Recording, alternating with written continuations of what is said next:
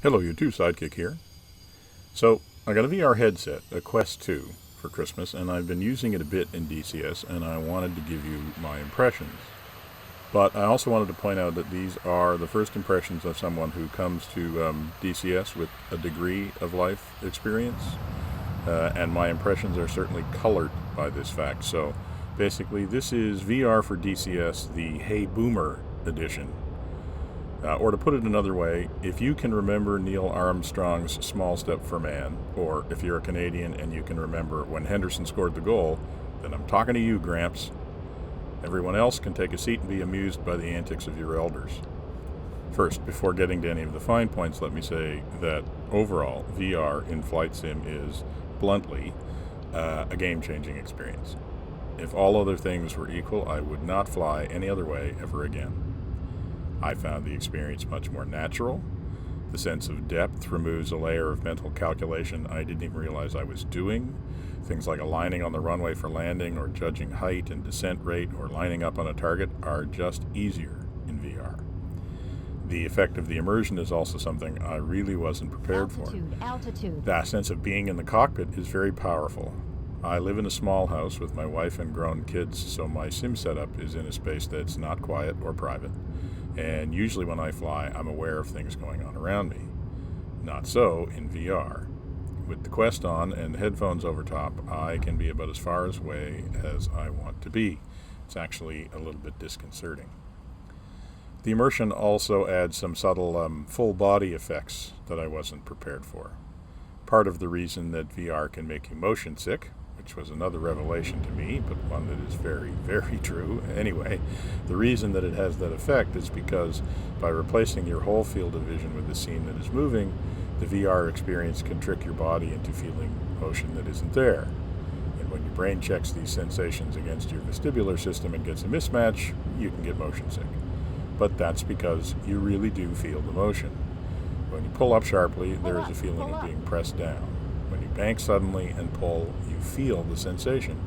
If you kick the rudder left or right, you will, to some extent, sense the skid in a way that you don't when you're flying on a flat screen. In short, flying in VR involves you much more physically in flying, and in a way I was just not prepared for that. So much so that I actually find that I am getting fatigued now when I fly in VR in ways that I don't when I fly on the flat screen. Now, some of this may be because I am completely new to VR. Some of it may be because my vestibular system is half a century old. So definitely this falls into the Hey Boomer part of the video. But still, for me, VR is a very different experience in ways that I was not prepared for and in ways that are very enjoyable. As I said, all things being equal, I wouldn't fly any other way. But, and I assume you knew this was coming, all things are not equal. There are a few reasons why I probably won't fly VR all the time. But before we talk about those, let's go set up in VR. The topic of setting up DCS to run VR is covered in a lot of detail in other videos, so I won't really go into the whole process. But suffice it to say that there are some things you need to look at and decisions you need to make before you fly the first time in VR. And this was one topic that I didn't find covered very well in the video verse, maybe because a lot of the people who are there are kind of more native to VR. And so again, maybe that's a Hey Boomer thing. But let me give you a quick run through the things that I had to figure out. The settings that you really need to look at are on the VR page of DCS. If you're like me, you maybe didn't even realize this page existed until you tried to get VR working for the first time. The most important settings have to do with the input controls that will be used when you're flying in VR. There are basically three choices here, and they aren't mutually exclusive, although maybe they should be. The first is that you can use the hand controllers of your VR setup, and by this I mean you can literally fly the aircraft by simulating gripping the joystick and throttle and by simulated presses of the relevant buttons. I have to admit that I haven't tried this arrangement, as I'm just too wedded to my HOTAS setup to make that change right now. So, assuming that you will continue to keep a grip on your physical stick, so to speak, you do have to make a decision about how you'll interact with all the other controls in the cockpit. And there are basically two options here. The first is that you use your head to effectively point at the controls and then use buttons on the HOTAS to select them. The second is to use the mouse. You'll notice that the keyboard is definitely not an option, and although you could possibly use some specially designed button boxes, you would want them to be placed and designed such that you can find the buttons tactilely, which might be more of a challenge than you think if you haven't tried that in VR.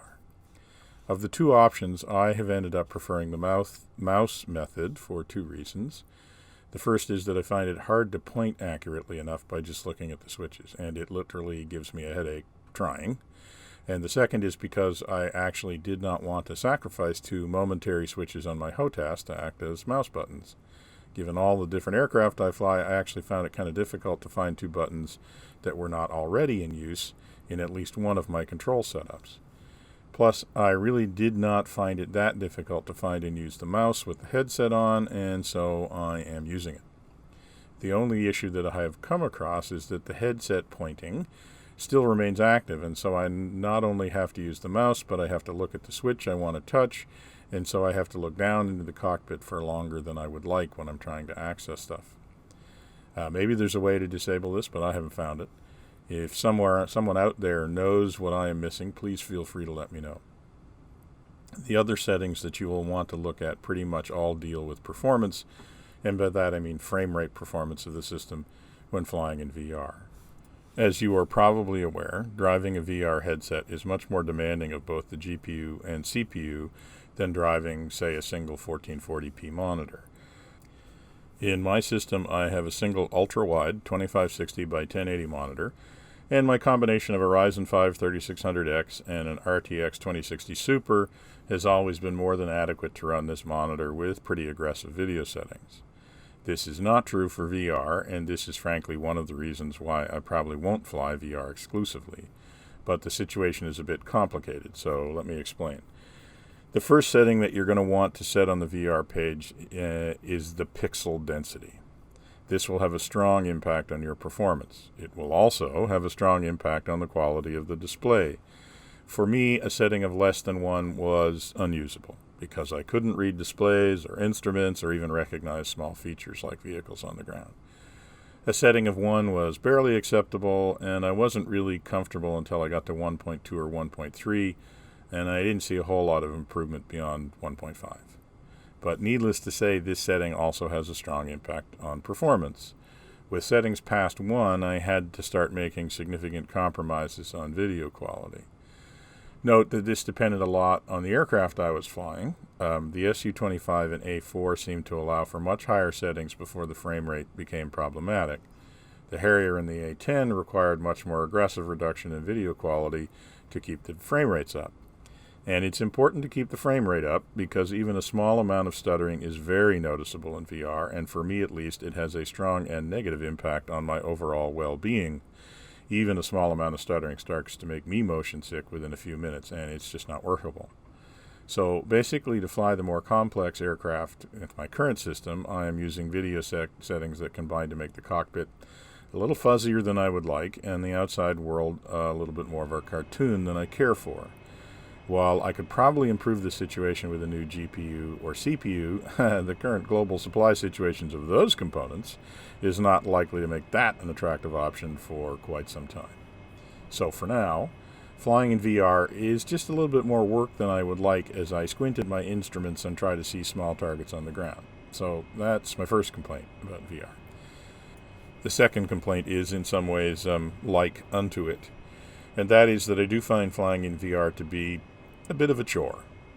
The cable that attaches to my headset is quite long and heavy, and it is not at all unobtrusive. To fly, I have to put on the headset with the cable attached, find the hand controllers to start up the headset and start the game, then put down the hand controllers somewhere, and then find the mouse, all without being able to see my local environment. This is all fine if I'm sitting down to fly for an extended period of time, but if I'm just trying to steal a bit of time to fly a few circuits on the Iron Bombing Range, it doesn't really feel like it's worth it. So, what's the net, as they say? Well, VR transforms flight simulation in ways that I did not realize it would.